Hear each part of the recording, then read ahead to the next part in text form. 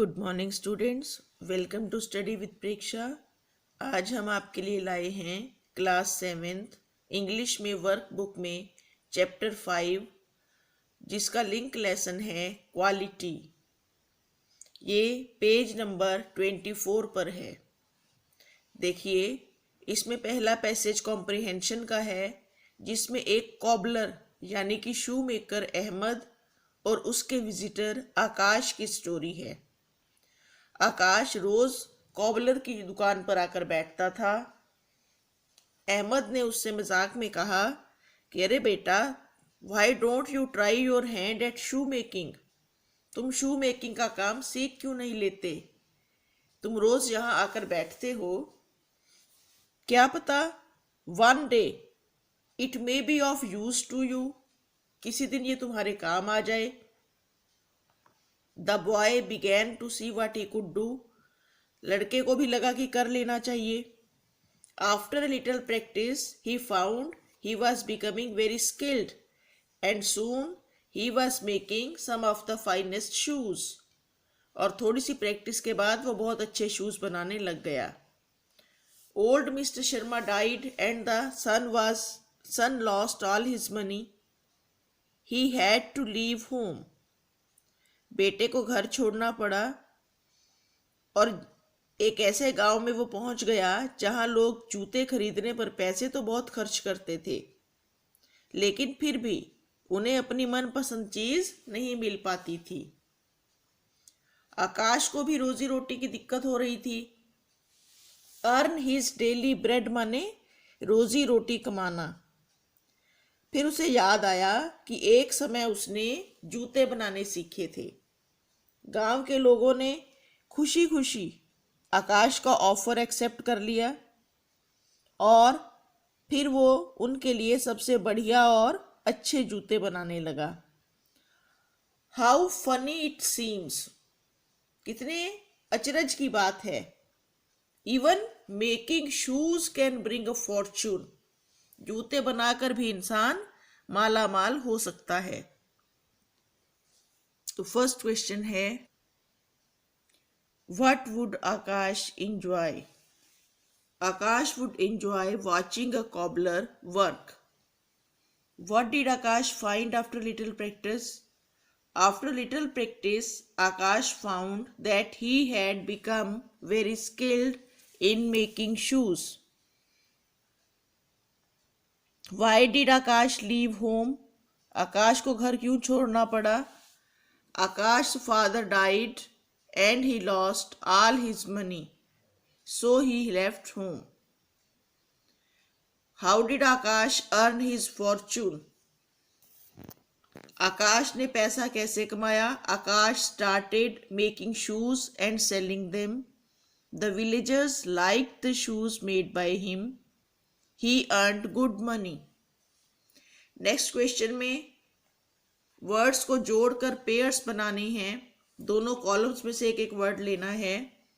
Up and down, salt and paper, slow and steady, table and chair, in and out, day and night, here and there, bat and ball, left and right, to and fro.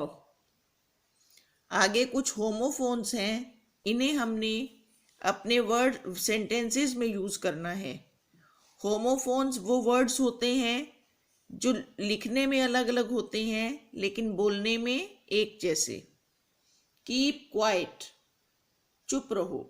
I am quite well, मैं बिल्कुल ठीक हूं। यहाँ ई बीच में है और यहाँ last में। Pair, he brought 2 pairs of shoes. He bought 2 pairs of shoes, उसने 2 जोड़ी जूते खरीदे। पेयर, इसका अर्थ है कतरना, नाखून काटो। Pair your nails. हर्ड, सुनाई दिया। शी हर्ड समवन क्राइंग, उसने किसी को रोते हुए सुना। Herd, a herd of cows passed by. इस हर्ड का मतलब है पशुओं का समूह। Wear, wear your uniform properly, कपड़े ठीक से पहनो, यूनिफॉर्म ठीक से पहनो। Wear, where are you going now, अब तुम कहाँ जा रहे हो। Piece, he took a piece of chalk and broke it into two, उसने एक चौक लिया और इसके दो हिस्से कर दिए। पीस, शांति, there is no peace in the world, विश्व में कहीं भी शांति नहीं है। अगले पैसेज में प्रोफेशनल्स दिए हुए हैं।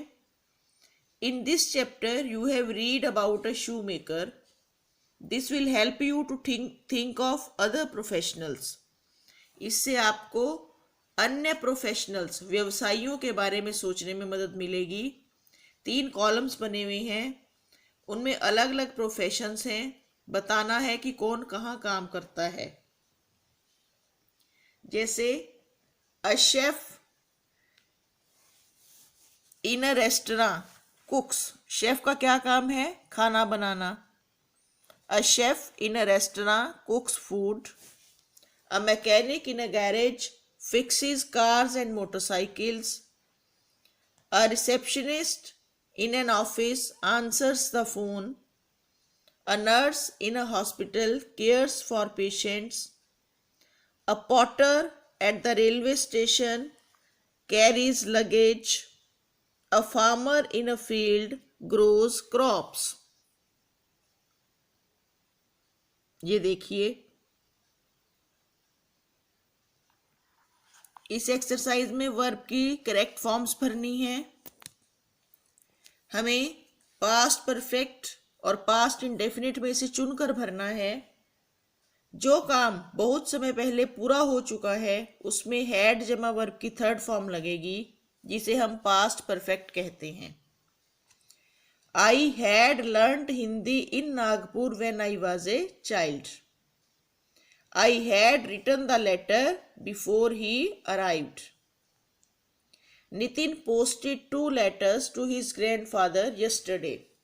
Yesterday, last और ago वाले sentences में verb की second form आती है। Salma passed her exam with good marks. She left school last year. Seema gave her notes to Mita before she asked for them. Seema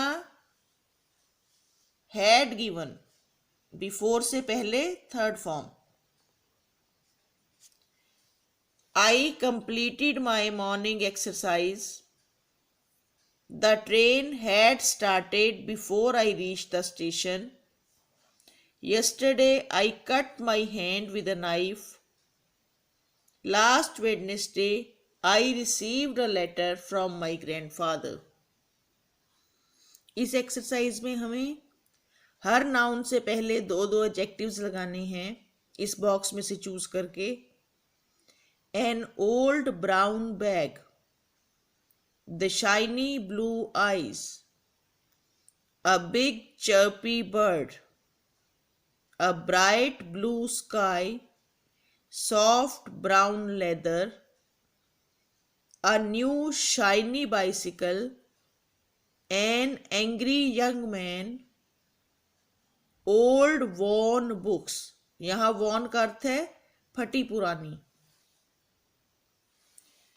dictionary practice में कुछ words दिए हुए हैं, हमें बताना है कि वो नाउन्स हैं, एडजेक्टिव्स हैं या वर्ब्स हैं। तो वो हमें कहाँ से पता चलता है? ये जो नीचे डिक्शनरी का एग्जाम्पल दिया हुआ है, इसमें हर वर्ड के आगे सबसे पहले एन या वी या ए डी जे ऐसा कुछ लिखा मिलेगा आपको।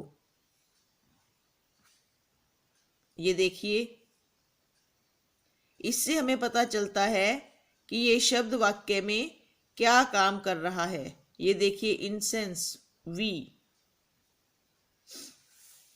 तो एसेंस नाउन है, starvation noun, splendidly adverb, shocked ये वर्ब है पास्ट टेंस और एडजेक्टिव का भी काम करता है। मर्मर्ड ये वर्ब है पास्ट टेंस में। Circumstances noun, contempt noun, incense noun, guttural adjective, distinction noun.